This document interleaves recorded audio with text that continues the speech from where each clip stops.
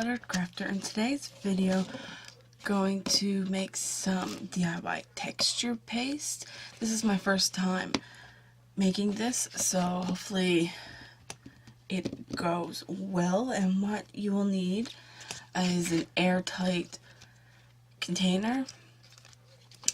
This just has a screw off lid. You will also need some baking soda, some white glue, white acrylic paint, and I'm using just the end of a brush to mix it.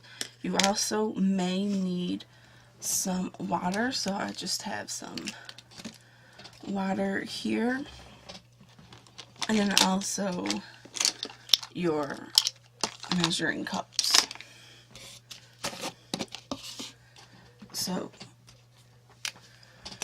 this is the recipe. You can pause it so you can read it.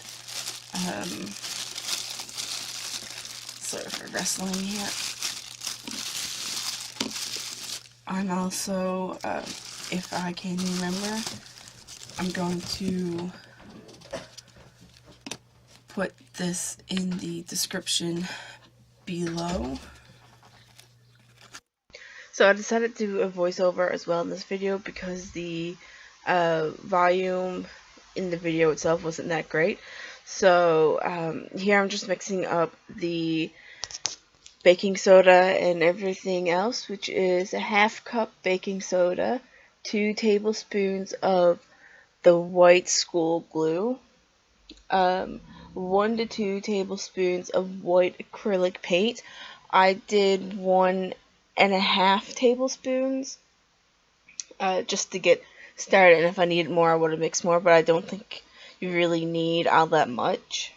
And then I also added some water because the mixture, it was really gritty. It was kind of like it was more like a sticky sand, like the kinetic sand. It wasn't really like not really smooth.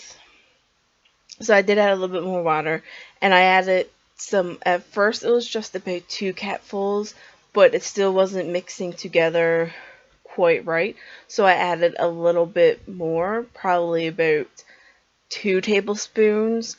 But this is more of a trial and error, a mix to your desire type thing.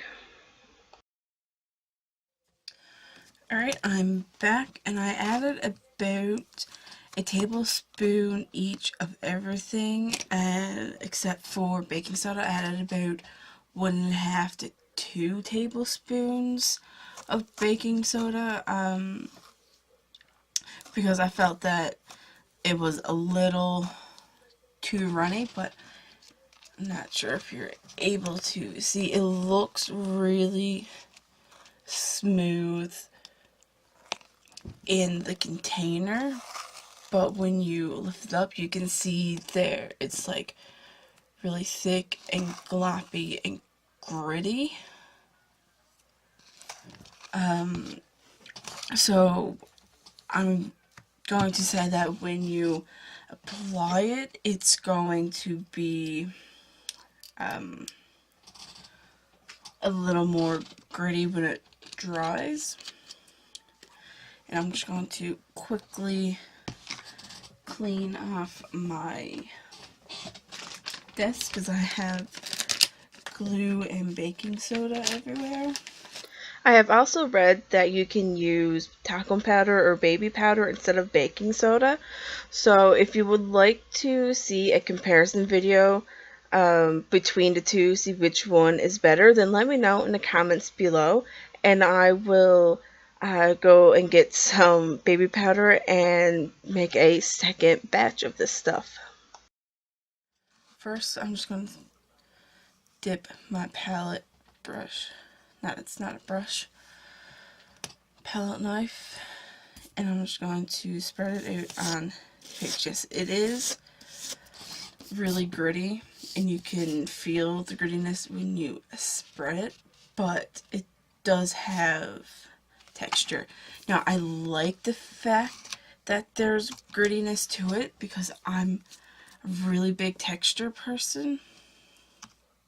So I'm going to grab a little bit more, spread it onto the stencil, make sure you're holding it down. I'm actually going to zoom in just a little bit so you can see a little better.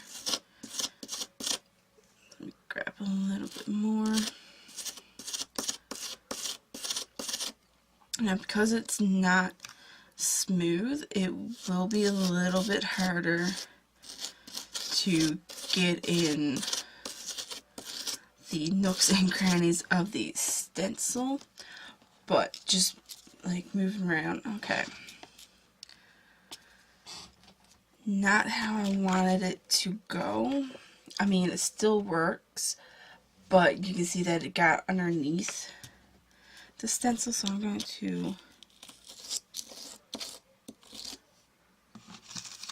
just scrape that off. I might have to go with a... Okay, I'm going to leave this to dry because we have that swatch.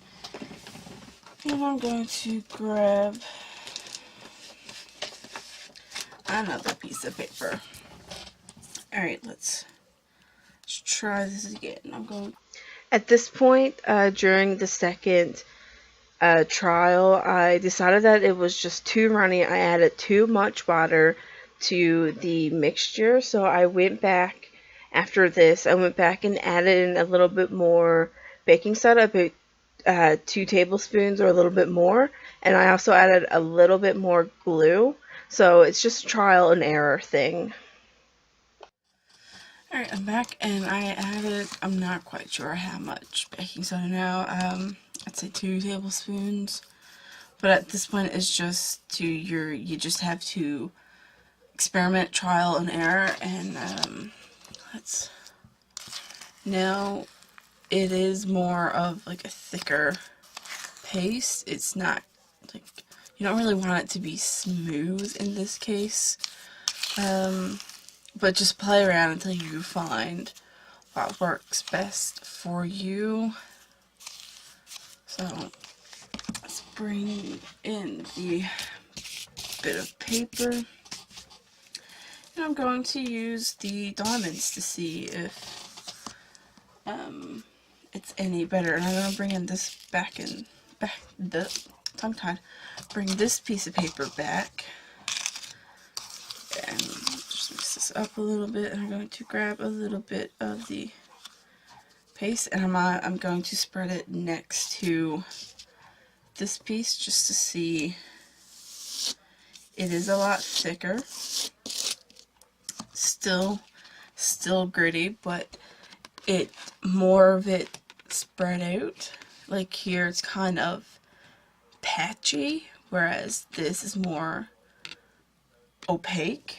So lay that to the side to dry. And now I'm going to use my diamond stencil. Just mix this up a little bit and grab a nice amount and just spread this on.